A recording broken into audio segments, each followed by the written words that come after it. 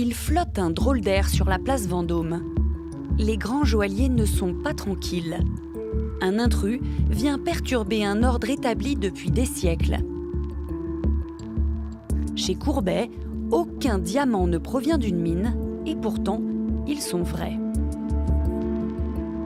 On n'utilise que des diamants de laboratoire, diamants de culture. En gros, c'est le génie humain qui a réussi à reproduire ce que la nature avait fait il y a des millions d'années. Donc c'est la même chose, d'accord ? Mais dans des conditions où effectivement on respecte complètement et l'homme et la nature. Il n'y a aucun impact. Les diamants de synthèse ont en effet les mêmes caractéristiques que les diamants naturels, mais sont vendus jusqu'à 40% moins cher. Donc on va retrouver le caratage, ici, 1,51, sa pureté, VVS2, donc ce qui est quasiment parfait, et ensuite la couleur, qui pour nous est le plus important, et D, c'est la plus belle couleur du diamant, il n'y a pas mieux. La cible de Courbet, les fameux millennials, ces jeunes en âge de se marier, sensibles aux questions d'environnement, pour qui consommer, c'est un peu comme voter. Maintenant, c'est en achetant, c'est en consommant qu'on peut aussi exprimer ses valeurs.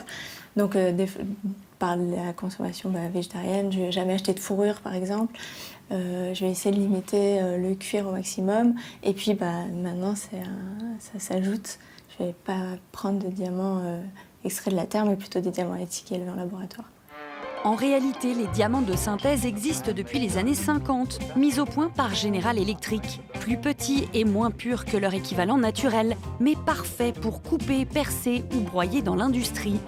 Depuis, la technologie a évolué et aujourd'hui, leur qualité est identique aux pierres issues des mines.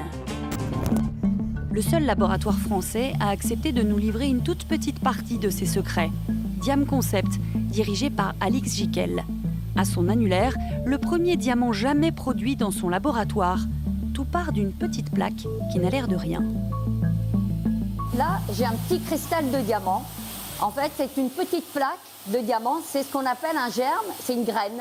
Si on veut faire pousser des tomates, c'est pareil. Voilà la recette. Prenez donc une graine de diamant. Dans un réacteur, ajoutez du méthane et de l'hydrogène moléculaire. Réglez la pression à quelques centaines de millibars. Ajoutez des rayonnements micro-ondes et faites cuire le tout 4 à 6 semaines entre 850 et 1200 degrés. Vous obtiendrez un diamant d'une extrême pureté. On a l'impression que ce sont des gâteaux qui ont poussé. Parce que les gâteaux, on sait très bien, ça se développe. Et bien là, c'est pareil, on part de la graine et en fait, ils poussent comme ça. Après polissage, voilà le résultat. Une pierre parfaite.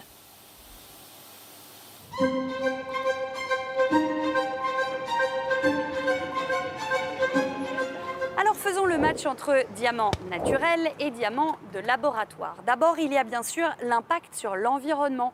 Les mines créent des trous gigantesques dans le paysage. Pour un seul carat extrait, on obtient en déchets 4 tonnes de roche. Et le CO2 dans tout cela? Eh bien là, les choses se compliquent parce que personne n'est vraiment d'accord. Pour fabriquer des diamants en laboratoire, il faut dépenser beaucoup d'énergie. Alors, les producteurs de diamants des mines nous disent « Notre production émet 3 fois moins de CO2 qu'en laboratoire ». Bien sûr, tout dépend d'où vient cette énergie, si elle est renouvelable ou non. Le plus gros laboratoire américain, Diamond Foundry, est alimenté à l'énergie solaire. Il est donc neutre en carbone. Dernier point, l'éthique. Vous le savez, les diamants ont alimenté pendant de nombreuses années des conflits sanglants en Afrique. Le processus de Kimberley était censé mettre un terme à tout cela, mais aujourd'hui, on le sait, violence, corruption et travail des enfants sont toujours d'actualité. Face à la plus grande menace de son histoire, la filière s'est mise en ordre de bataille. Nous sommes à Anvers, en Belgique, la capitale mondiale des diamantaires. Ici, on est dans la salle de tri d'une des plus grosses entreprises minières au monde. Jean-Marc Libérer, le visage de l'association des producteurs de diamants. 7 poids lourds, 75% de la production mondiale. Et un budget marketing de 70 millions de dollars pour une idée. Un diamant naturel est le seul véritable diamant.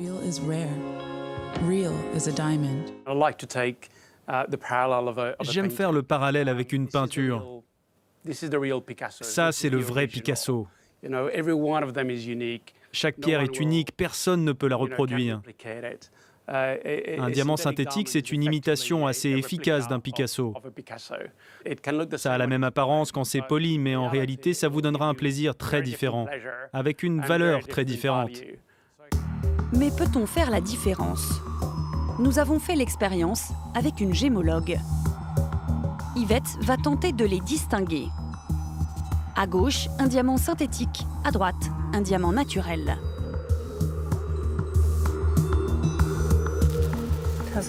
Là, je vois une petite inclusion dans ce diamant, mais c'est une très belle pierre.